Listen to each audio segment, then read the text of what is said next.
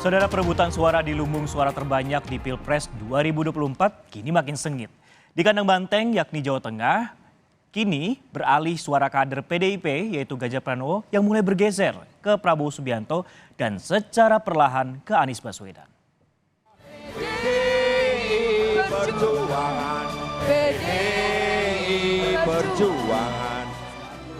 Jawa Tengah kandang banteng.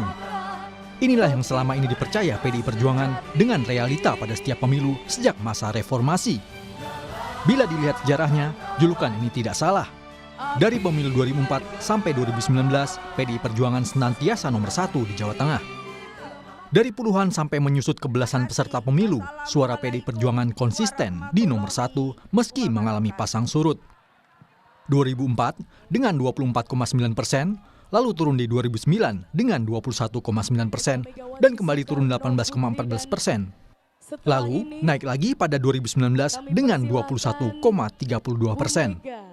Di pemilihan gubernur pun, Jawa Tengah senantiasa diwakili oleh kader PDI Perjuangan. Sebut saja awalnya Bibit Waluyo yang kemudian dikalahkan kader banteng juga Ganjar Pranowo pada 2013. Dan sang petahana Ganjar juga menang lagi di 2018.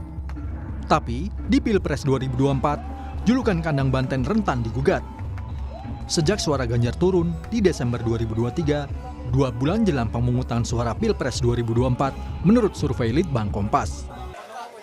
Suara Ganjar pada Agustus 2023 masih 62%.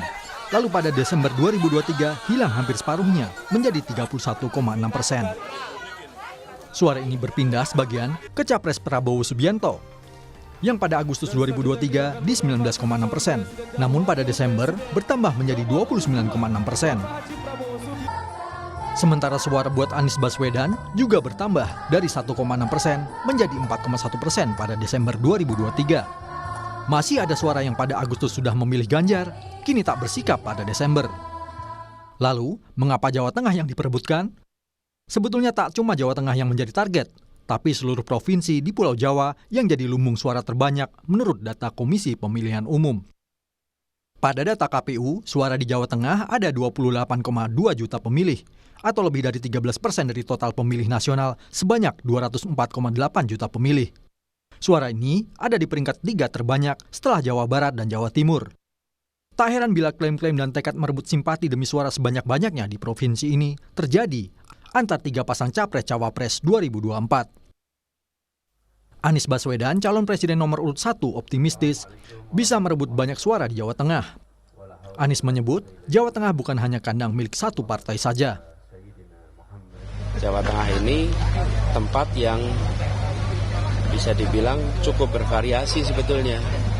Tidak hanya kandang satu partai.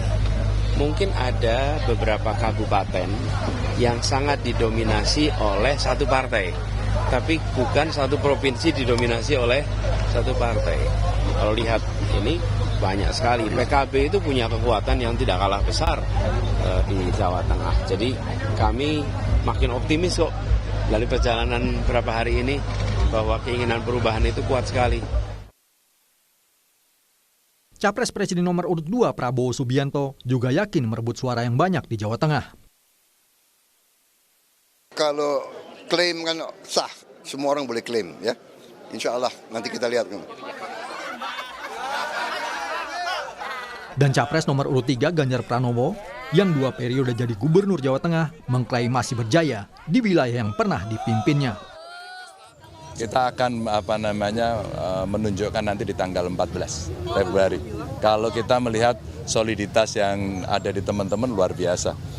Biasanya banteng itu makin dicolek, tanduknya makin tajam. Lalu, seberapa serius target para kontestan? Yang sedang di atas angin, Prabowo Gibran, menurut tim suksesnya, berpatokan mendapat suara hingga separuh atau 50%.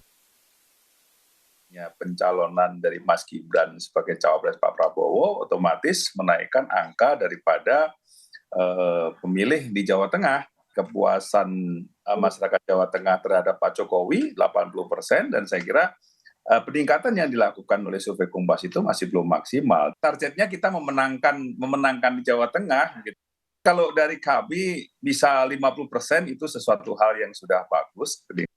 2019 juga Pak Prabowo itu mempunyai modal 22%.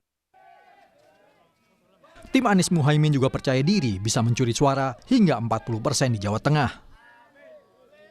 Nah, bagi pasangan Amin, justru kami hari ini lebih percaya diri karena memang tema yang Amin bawa, tema perubahan berbeda dengan dua pasang paslon yang ada. Waktu pilkada di Jawa Tengah, Pak Sudirman Said dan Bu Ida Fauzia yang diusung kebetulan memang Gerindra bareng kita, Gerindra, PKB, dan PKS, itu suara Pak Dirman 41%. Oke. Nah, oleh sebab itu kami tentu mentargetkan ya kurang lebih antara 30-40%. Sementara buat Ganjar Mahfud, mempertahankan suara mayoritas Jawa Tengah kini sedang dipertaruhkan. Juga jagoan-jagoan kami di Jawa Tengah seperti Pak Bambang Pacul di Yogyakarta, Ibu Desti. Nah, ini juga bekerja keras terus-menerus, tiada henti, dan bahkan kita melihat animo masyarakat juga mengarah ke kita. Minat-minat masyarakat yang tadinya juga belum memilih PDIP pun juga menambah. Gitu. Jadi semua masih bisa diperdebatkan. Kami merasa ini masih lahannya kami secara mayoritas, tetapi tentu tidak membuat kami lengah dan tetap aja masukan-masukan dari hasil survei itu tetap menjadi masukan dan evaluasi tentu. Pembuktian kini yang ditunggu. Jurus apa yang dilancarkan untuk mencuri suara di tempat yang dalam 20 tahun terakhir dijuluki kandang banteng alias lumbung suara PDI Perjuangan. Apakah Ganjar dan PDI Perjuangan bisa mempertahankan dominasinya? Atau kini harus berbagi dengan Prabowo dan Anies Baswedan?